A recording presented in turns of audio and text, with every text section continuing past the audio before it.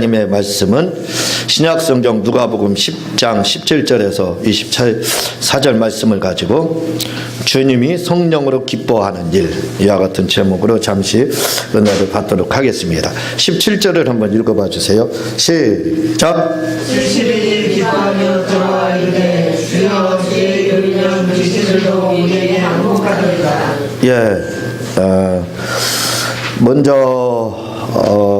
먼저 시간에 제가 말씀을 드렸지만 70하면 저는 항상 생각하는 게 뭐냐면 떠오르는 이미지가 70인 제자 그것도 있지만 한 세대의 비밀, 그것이 저에게는 항상 떠오릅니다. 그래서 종말이 언제입니까? 했을 때 이 한 세대의 비밀을 우리가 알게 되면 종말이 언제 정도 될 거다라는 것을 짐작할 수 있다라고 말씀을 드렸습니다. 2012년 12월 21일이 어떤 날인지 아세요? 기억 못하지요? 예, 기억하고 계십니다. 바로 지구의 종말이 오는 날이다 해서 대문짝만하게 뉴스에 톱기사로 이렇게 보도가 되고 전 세계적으로 출렁거리고 슬렁거리고 중국에서도 종말론 신봉자들이 있고 전 세계적으로 또 어디가 안전한 지역이 있다는 겁니다. 그래서 근래 피신도 하고 했다고 하는데 또 어떤 미국에서는 종말론에도 해성이 충돌해도 안전한 게 그 굴을 파가지고 거기다 이렇게 튼튼하게 이렇게 보호할 수 있는 곳을 마련했다고 그러는데 그게 하루에 하나씩 이렇게 비싼 값에 매매가 됐다 하는 것을 인터넷 뉴스를 통해서 제가 이렇게 봤습니다. 그런데 오늘이 며칠이냐면 12월 23일이에요. 이미 마야의 예언이라 했던 그 종말이 이미 지나갔습니다. 종말을 맞이했는지 안 맞았는지 우리는 그럼 부활체인지 어떻게 되는 건지 잘 모르겠지만 어쨌든 그들이 염려했던 종말은 없었습니다. 사람들이 복음에 대해서 말씀에 대해서 잘 알지 못하기 때문에 우리가 속는 겁니다. 물론 믿는 분들이야 다 거기에 대해서 아무 반응도 보이지 않았지만 잘못된 거다 이렇게 이야기를 하고 있지만 주님이 마태복음 24장에서 분명히 밝히고 있습니다. 그날과 그 때는, 다시 말하면 몇 년 몇 월 며칠 하는 몇 시 하는 그 때는 아버지만 한다. 아들도 모르고 천사들도 모른다. 분명히 주님께서 그렇게 밝히셨습니다. 그건 아버지의 비밀 안에 봉인되어 있는 거예요. 그러니까 아무도 그 종말에 대해서는 알 수가 없습니다. 그런데 사람들은 몇 년, 몇 월, 며칠 이렇게 해가지고 몇 시 이렇게까지 이야기를 하고 있는데 우리는 그런 유언비어에 결코 이렇게 속아 넘어가서는 안 될 줄로 그렇게 믿고 있습니다. 이 70인 제자들의 보고, 이 70인만 생각하면 저는 그게 이제 종말에 대한 것이 이렇게 떠올라서 이렇게 여러분들에게 먼저 한번 말씀을 드렸지만 다시 한번 이렇게 말씀을 드리고 있습니다. 21절에 보면은요, 무슨 내용이라는 거냐면 그때에 예수께서 성령으로 기뻐하시며 이렇게 나와요. 사도행전 1장 2절에 보면 그의 택하신 사도들에게 성령으로 명하시고 승천하신 날까지의 일을 기록하였노라. 이렇게 사도행전 1장 2절에 나오는데 주님이 뭐라고 이야기하냐면 사도들에게 성령으로 명하시고 성령으로 말씀하시고, 성경에 보면은 신약 성경에 보면은 성령으로 말씀하시고 성령으로 명하시고 이렇게 나옵니다. 그런 말씀들이 많이 등장을 하고 있어요. 그래서 주님이 하신 말씀은 그냥 하신 말씀이 아니라 성령으로 말씀을 하셨다 이거죠. 그의 말씀은 성령님이 하시는 말씀이었습니다.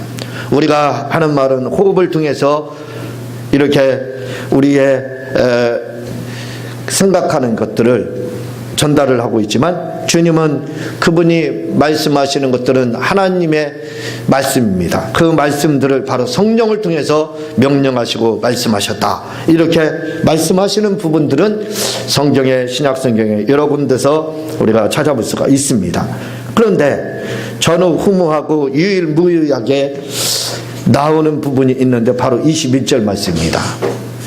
다른 복음서나 또는 다른 데서는 이 말씀이 발견되지 않습니다. 오직 누가복음 10장 21절에만 등장하는 말씀이 뭐냐면 성령으로 기뻐하시며 이 말씀입니다. 다른 데는 이 말씀이 나오시지 않고 있어요. 그래서 주님은 기뻐하실 때 성령으로 기뻐하셨다. 우리는 기뻐할 때 어떻게 기뻐합니까? 그냥 재미있더라, 그냥 개그 콘서트가 아주 유머러스하더라, 재미가 넘치더라, 저 사람은 참 유머 있는 사람이야, 이렇게 하면서 기뻐할지 모르지만, 사람을 통해서 기뻐하지만, 그러나 주님은 그렇게 기뻐하시지 않고 성령으로 기뻐하시다, 이렇게 말씀을 하고 있습니다. 다른 곳에는 등장하지 않는 말씀입니다. 그런데요, 17절에서 24절까지의 말씀을 우리가 집중해서 보게 되면 주님이 말씀하시는 것 중에 이 17절부터 그 말씀을 보게 되면 기뻐하며 이 말이 많이 등장해요. 기뻐하며 17절에도 나오고 또 20절에도 기뻐하며 이렇게 세 번씩이나 등장을 하고 있고, 21절에는 주님이 성령으로 기뻐하사 이렇게 이야기를 하고 있는 것이 있습니다. 이 기뻐하다라는 말은 17절에서 나오는 기뻐하며 돌아와 할 때 이 기쁨이라는 것은 카라 이렇게 되어 있습니다. 카라는 기쁨, 이 기쁨은 뭘 말을 하고 있냐면 은은한 기쁨, 이렇게 말을 해요. 여러분, 카라라는 말을 많이 들었어요. 여러분들이 익히 알고 있습니다. 아마 카라라는 말을 모르면 다 간첩일 거예요. 왜냐하면 걸그룹에 카라라는 그룹이 있거든요. 그래서 그 걸그룹에 카라라는 그룹을 저는 누군지 누가 나오는지 잘 모릅니다. 그러나 거기에 보면은 구하라라는 사람인가요? 이렇게 나오는 거 볼 때 카라도 성경적인 이야기지만 구하라인가 또 나오기 때문에, 그 회사의 그 오너가 혹시 기독교인은 아닌가 하는 생각을 좀 갖게 되는데, 바로 걸그룹에 등장하는 그 카라라는 뜻이 바로 기뻐하다라는 뜻입니다. 기쁨, 그런 뜻을 가지고 있어요. 근데 이 카라라는 기쁨은 뭐 어떤 기쁨을 말을 하냐면 은은한 기쁨이라고 이렇게 되어 있습니다. 기뻐하되 은은하게 사람들이 살짝 미소를 띄우는 거 있잖아요. 그런 기쁨, 그 기쁨을 바로 뭐라고 그러냐면 바로 카라 이렇게 말을 하고 있습니다. 그러니까 이름을 카라라고 하게 되면 참 좋을 것 같아요. 왜냐하면 기쁨이라는 말이 헬라어로 된 말이기 때문에, 헬라어 말이기 때문에 아주 기뻐할 수 있다 이거죠. 기쁨의 말입니다. 그런데 21절에서 말씀하고 있는 그때 성령으로 기뻐하사 할 때 이 기뻐라는 말은 똑같은 기쁘지요? 기뻐하면 70인이 기뻐하는 거하고 예수님이 기뻐하는 거하고 다르게 기록이 되어 있습니다. 70인의 제자들이 기뻐할 때 기뻐는 카라라고 되어 있어가지고 은은하게 우리가 기분이 좋을 때 뭐 복권이 당첨된다든가 또 남모르게 어떤 공돈이 생긴다든가 또 보너스가 온다든가 할 때 기쁘잖아요. 그런 은은한 기쁨, 그 기쁨을 말을 하고 있지만, 예수께서 성령으로 기뻐하다 할 때 이 기쁨은요 아갈리아우로 되어 있습니다. 아갈리아, 이건 달라요. 아갈리아우라는 이 기쁨은 뭘 말을 하냐면 이렇게 되어 있습니다. 기뻐 날뛰다, 미칠 듯이 기뻐하다, 매우 높게 펄쩍펄쩍 뛰다. 여러분, 기쁨에도 이런 차이가 있는 겁니다. 그냥 기뻐할 때는 우리가 은은한 기쁨이에요.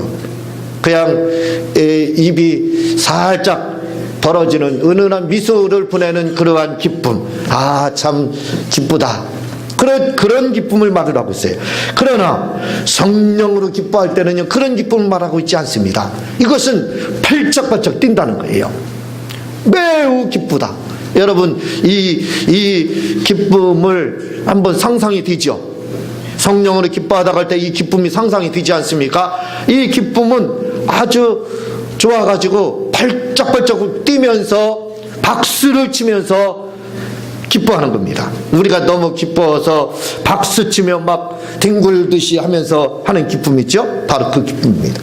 한번 주님의 그 모습을 한번 여러분들이 연상을 한번 해보세요. 주님이 보고를 받고 제자들의 보고를 받고 기뻐합니다. 막 기뻐하는데 어떤 기쁨이 생각나요? 막 박수를 치다 뒤로 넘어져서 떼굴떼굴 둥그는 그 기쁨, 그렇게 지금 기뻐하고 있어요.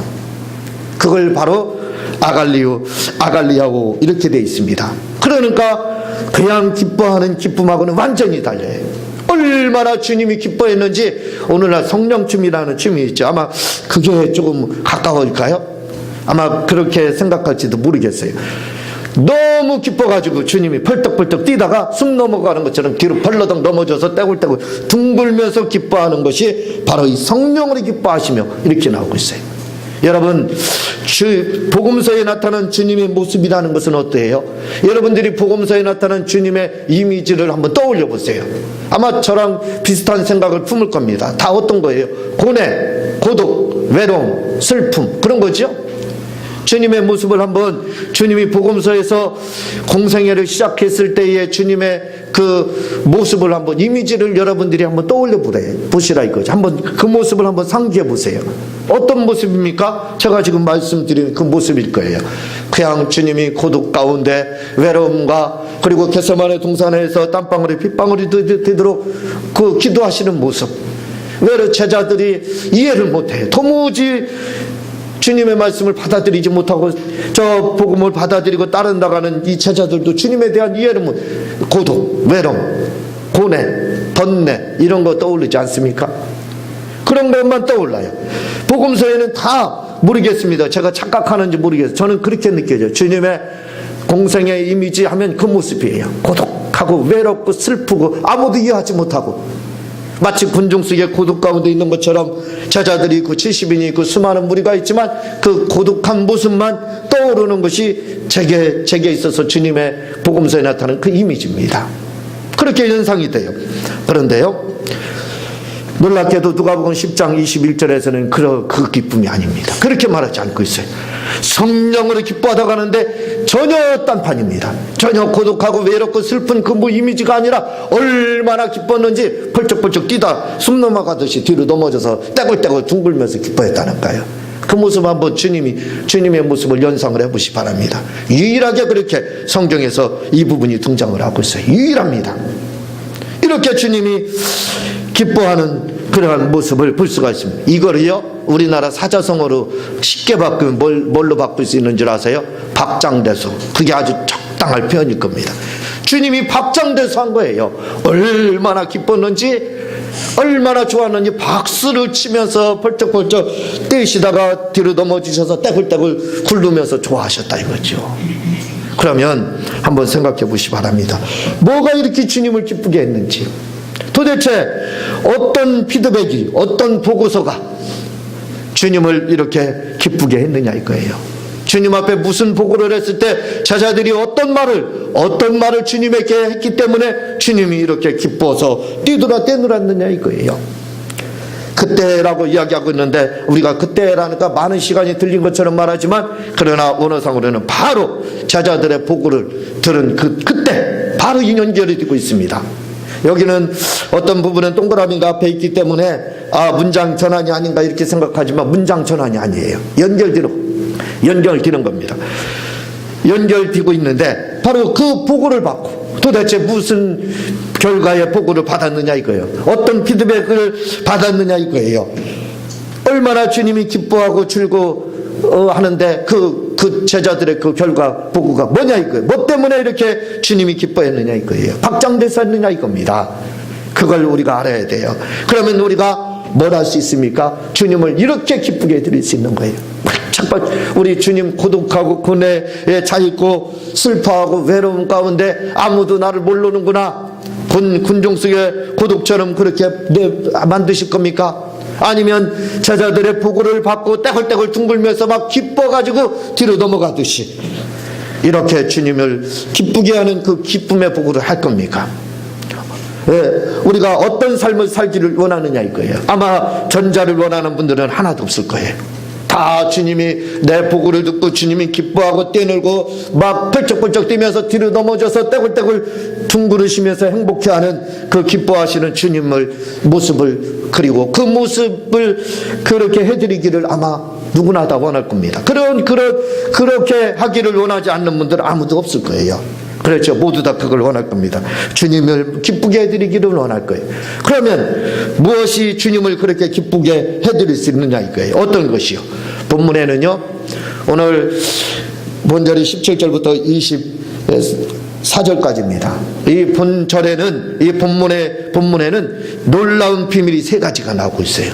주님을 기쁘게 해서 주님이 까무라치도록 기뻐서 펄쩍펄쩍 뛰다가 뒤로 넘어지게 하는 이 성령으로 기뻐하기, 주님을 성령으로 기쁘게 했던 이 기쁘게 하는 방법이 바로 나오고 있습니다.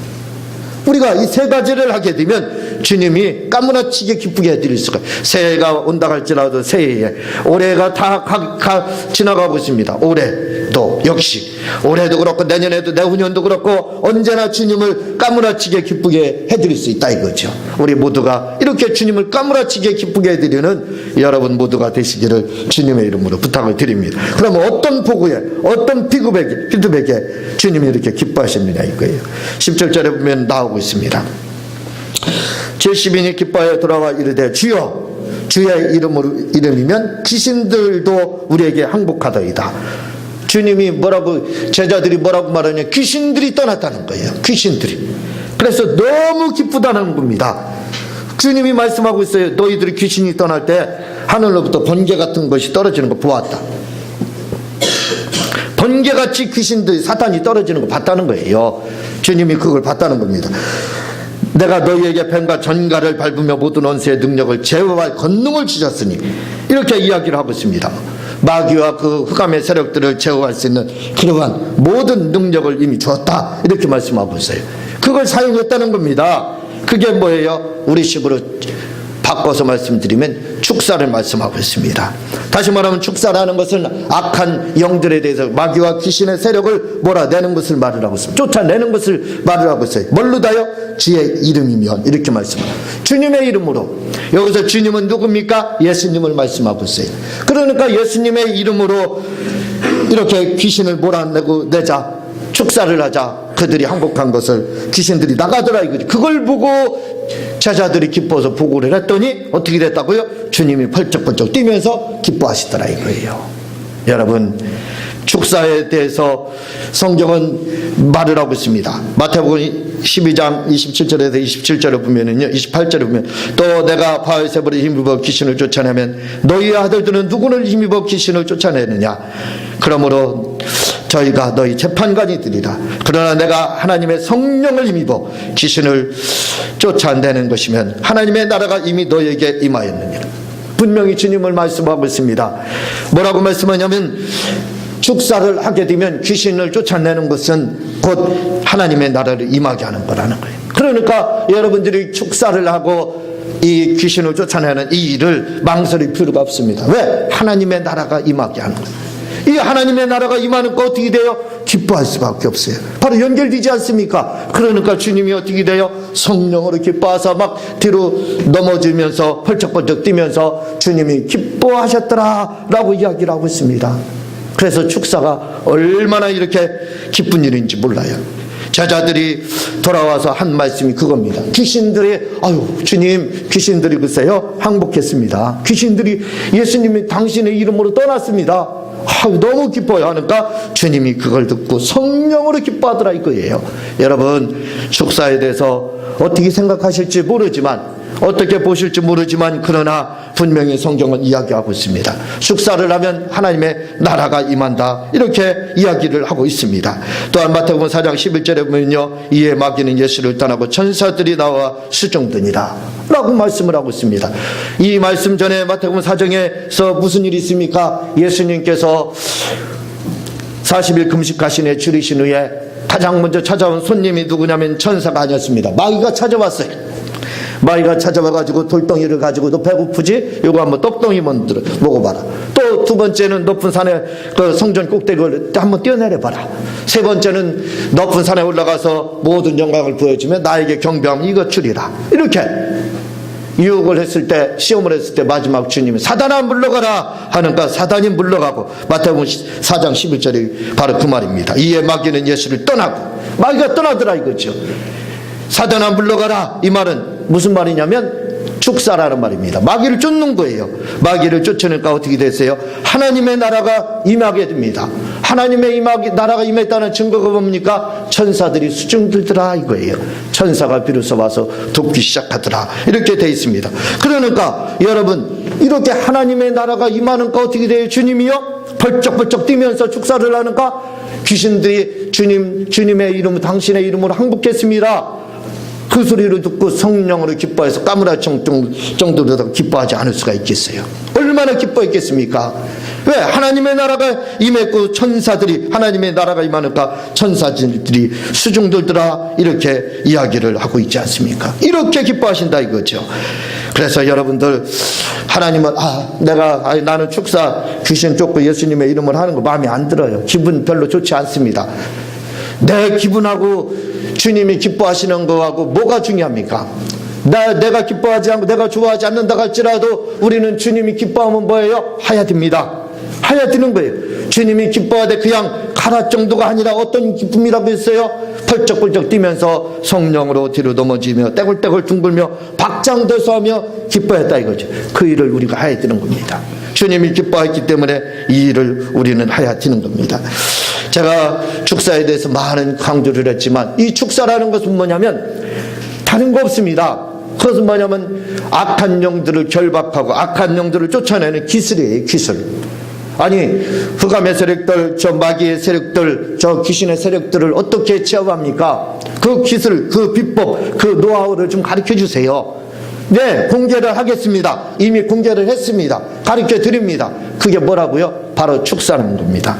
예수님의 이름으로 쫓아내는 거예요. 그게 뭐예요? 바로 귀신을, 흑암의 세력을 제어하는 기술인 겁니다. 이 기술을 한번 여러분들 누구나 가지고 있어요. 이 기술에 여러분들은 다 아주 노련한 숙련공입니다. 누구나 다 이 기술을 사용할 수 있어요. 예수님의 이름을 가지고 한번 해보세요. 내가 싫더라도 예수님이 펄떡펄떡 뛰면서 기뻐하는 일이라면 우리는 해야 됩니다. 한번 해보세요. 그러면 우리 가정에 하나님의 나라가 임해서 우환이 떠나는 겁니다. 우환, 질고, 고통 이런 것들이 떠나는 거예요.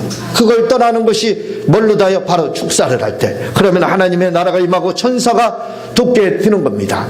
그리고 우리 주님께서는 하늘에서 지금도 성령으로 기뻐하사 아갈리아 오락에서 바로 펄펄 뛰면서 기뻐한다 이 말이에요. 이 기뻐하시는 주님을 생각하시면서 여러분들 주님을 마음껏 한번 기쁘게 해드리는 여러분이 되시기를 바랍니다. 또한 본문에 보게 되면요, 이 보고를 받은 것이 뭐 때문에 이렇게 보고를 받았어요? 그리고 21절에 이야기를 합니다. 주님이 말씀해요. 그러나 귀신들이 너에게 항복하는 것으로 기뻐하지 말고 너 이름이 하늘에 기록된 것으로 기뻐하라. 보고받은 건 뭐예요? 축사에서 귀신이 떠난 것, 그거 기뻐하는가? 아주 박장대소하며 주님이 기뻐했습니다. 그러면서 또 한 가지 박장대소해서 기뻐한 이유가 뭐라고요? 우리의 이름이 생명책에 기록된 것. 그것 때문에 기뻐하라 하시면서 주님이 우리 이름이 생명책에 기록된 것에 대해서 이렇게 기뻐 뛰며 주님이 기뻐하고 계셔 성령으로 기뻐했다 이렇게 말씀하고 있습니다. 계시록 20장 15절에 보면 누구든지 생명책에 기록되지 못한 자는 불못에 던지우리라. 생명책에 기록되지 않으면 어쩔 수 없이 지옥에 간다 이 말이에요. 이렇게 중요한 것이 바로 구원받는 겁니다. 예수님을 우리 주님으로 여러분들이 영접하는 거예요. 다 영접했으니까, 우리야 영접했으니까 그렇죠. 영접하지 못한 분들을 향해서 지금 드리는 말씀입니다. 예수님을 주님으로 이렇게 영접을 하면 주님이 얼마나 기뻐하신다고 박장대소 한다는 겁니다. 내 영혼이 구원받는 것을 주님이 이렇게 좋아한다는 거예요. 예? 펄펄 뛰며 그렇게 뛰다가 뒤로 넘어지고 떼굴떼굴 둥그르면서 기뻐하고 그게 성령으로 기뻐한다는, 그렇게 기뻐한다는 겁니다. 그러므로 우리가 예수님을 주님으로 영접을 하시기 바랍니다. 사무엘하 6장 16절에 보면요, 여호와의 개가 다윗 성으로 돌아올 때 사울의 딸 미갈이 창으로 내려다보니 다윗 왕이 여호와 앞에서 뛰놀며 춤추는 것을 보고 심중에 그를 업신여긴지라. 법궤가 다윗성에, 지금 에루살렘 성을 다윗성이라고 하는 거예요. 에루살렘 성에 들어오는 겁니다. 꿈에도 소원이었죠. 다윗이 아비나답의 집에 있다가 오다가 한번 실패를 했죠. 그래서 오베데돔 집에 있다가 3개월 만에 복받았다는 소리를 듣고 다시 법궤를 모시고 에루살렘 성전으로 모시고 오늘 올 때, 그때 그 모습을 지금 표현을 하고 있습니다. 법궤가 들어오고 있어요. 그걸 보고 다윗이 얼마나 기뻐했는지 몰라요. 펄펄 뛰면서 그 위의 내용을 보면 아마 팬티까지 벗겨졌더라 그렇게 기록을 하고 있습니다. 얼마나 춤추다 보니까 속것이 다 드러나. 그래서 사울의 딸 미갈이 그걸 비방하잖아요. 업신여겼죠. 그래서 결국은 평생 아이를 낳지 못했다 이렇게 말을 하고 있습니다. 다윗이 얼마나 기뻐했는지 몰라요. 이 법궤가 누군 줄 아세요? 법궤가 기쁜 거예요. 법궤가 뭔 줄 아세요? 예수님입니다. 예수님을 주님으로 영접하는 그것이 이렇게 기쁜 거예요. 다윗이 펄펄 뛰면서 여러분 옷이 다 벗겨지는 것도 모르고 그렇게 춤추면서 기뻐할 정도로 받아들이, 그게 바로 뭐냐면 영혼이 구원받는 거예요. 내 영혼이 구원받는 것이 이렇게 기쁜 겁니다. 여러분, 하늘에서 우리 영혼이 생명책에 기록되는 거 이렇게 기뻐하고, 이렇게 기록될 때 우리 주님께서는 어떻게 해요? 바로 성령으로 떼굴떼굴 둥글면서 기뻐하신다는 겁니다. 그래서 주님이 이렇게 기뻐했다고 바로 나오고 있습니다. 첫 번째는 70인의 보고를 받고 귀신을 쫓으니까 귀신이 나가는 거, 그거에 대해서 성령으로 기뻐하셨고, 두 번째는 바로 우리의 영혼이 구원받은 것에 대해서 기뻐하셨고, 또 한 가지는 바로 전도를 이야기를 하고 있습니다. 왜냐하면 본문의 말씀이 1절부터 24절의 말씀이 뭘로 다 연결이 된다고요? 전도에 대한 겁니다. 전도에 대한 보고, 전도할 때의 당부, 그리고 본문에서는 전도한 보고를 듣고 이렇게 주님이 기뻐하셨다 이거죠. 그러니까 주님이 박장대소하며 성령으로 기뻐하며 펄쩍펄쩍 뛰면서 뒤로 넘어져서 뒤로 둥글면서 기뻐하는 일이 뭐예요? 축사하는 일. 또 내 영혼이 구원받는 것, 또 한 가지 뭐예요? 바로 전도입니다. 전도로 주님이 이렇게 기뻐하신다는 거예요. 누가복음, 마태복음 13장 45절에서 46절에 보면요, 또 전국은 마치 좋은 진주를 구하는 장사와 같으니 극히 값진 진주 하나를 만남에 가서 자기의 소유를 다 팔아 그 진주를 샀느니라. 사람들은요, 마태복음 13장을 비유의 장입니다. 천국을 다른 것으로 얘기를 해요. 해석을 합니다. 아닙니다. 이 천국은 예수님 당신을 말하는 거예요. 여러분이 마태복음 13장 비유의 장을 보면서요, 예수님을 천국에다 놓고 한번 해석해 보세요. 기가 막힌 말씀이 나옵니다. 여러분, 이렇게 말씀을, 우리가 많은 말씀을 들은 것 중에서 뭐가 있느냐면, 우리의 영혼을 천하보다 더 귀하게 여긴다, 이 말씀. 그러나 여러분, 성경을 어디를 보아도 우리 영혼을 천하보다 더 귀하게 여긴다는 말씀 볼 수 있어요? 그런 말씀 나옵니까? 안 나와요. 그게 비유적으로 나오는 말씀이 뭐냐면 바로 마태복음 13장 45절에서 46절입니다. 천국은 마치 좋은 진주를 구하는 장사. 예수님이 뭐라고요? 좋은 진주를 구하는 장사라는 거예요. 장사. 예수님이 장사꾼이라는 겁니다. 무슨 장사? 바로 진주를 구하는. 그 진주가 누구를 말하라는 거예요? 바로 성도를 말하라는 거예요. 저 죽어가는 영혼들을 말하라는 겁니다. 그러니까 결국은 우리를 말하라는 거예요. 우리는 어떤 진주라고요? 값없는 진주가 아닙니다. 저 동물과 같이 금수와 같은 그런 존재, 그런 것이 아니라 이거죠.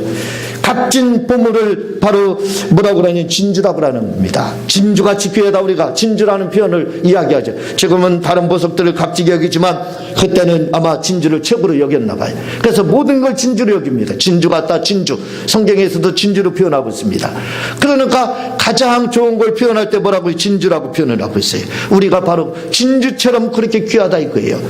그래서 마태복음 13장 45절 46절 이렇게 말합니다. 예수님은 마치 좋은 진주, 성도를 구하는 장사가 같으니 극히 값진 진주 하나를 만나면 우리를 극히 값진, 얼마나 귀한 우리를 그렇게 너무나도 천하보다 귀하게 생각한다 이거죠. 그걸 만났어요. 우리를 만남에 자기 소유를 다 팔아 그 진주를 샀느냐. 소유를 다 판다는 게 뭐예요? 십자가에 달려 돌아가신 거예요. 예수님이 우리를 구원하기 위해서 어떻게 했다고요? 바로 자기 몸을 투개같이 던진 겁니다. 어디에다? 십자가에다. 십자가에서 물과 피를 다 쏟고 샀다 이거예요. 율법을 저지해서 샀다는 거예요. 사서 바로 우리를 진주를 샀느니라. 우리를 구원했다 이 말입니다. 주님은 이렇게 천하보다 우리 영혼을 귀하게 여겼어요. 그리고 주님이 수시로 말씀하고 있습니다. 인자가 온 것은 죽은 영혼들 전도를 위해서 왔느니라. 이 일을 내가 다른 동네에서도 하리라. 수도 없이 그렇게 복음서에 나오고 있습니다. 주님이 이렇게 귀하게 여기는 거예요. 우리는 그런 존재입니다. 주님이 값진 진주, 자기의 모든 것, 예수님의 그 모든 것을 내놓고 맞바꿔서 산 그러한 존재가 바로 우리입니다. 우리를 그렇게 중요시 여겼다 이거죠. 그래서 우리 구원받는 것을 얼마나 기뻐하는지 몰라요. 그래서 전도를 하는 것은 주님을 이렇게 성령으로 기쁘시게 하는 거예요. 이 기뻐하시는 전도 우리 한번 해보는 게 좋지 않을까요? 주님이 이렇게 성령으로 기뻐합니다만, 말씀을 드렸듯이 이 아갈리야오라는 것은 뭐예요? 펄쩍펄쩍 뛰다가 뒤로 넘어져서 떼굴떼굴 둥그런 박장대소하며 기뻐하는 거예요. 이렇게 기쁘게 해드리는 게 뭐라고요? 바로 전도라는 겁니다.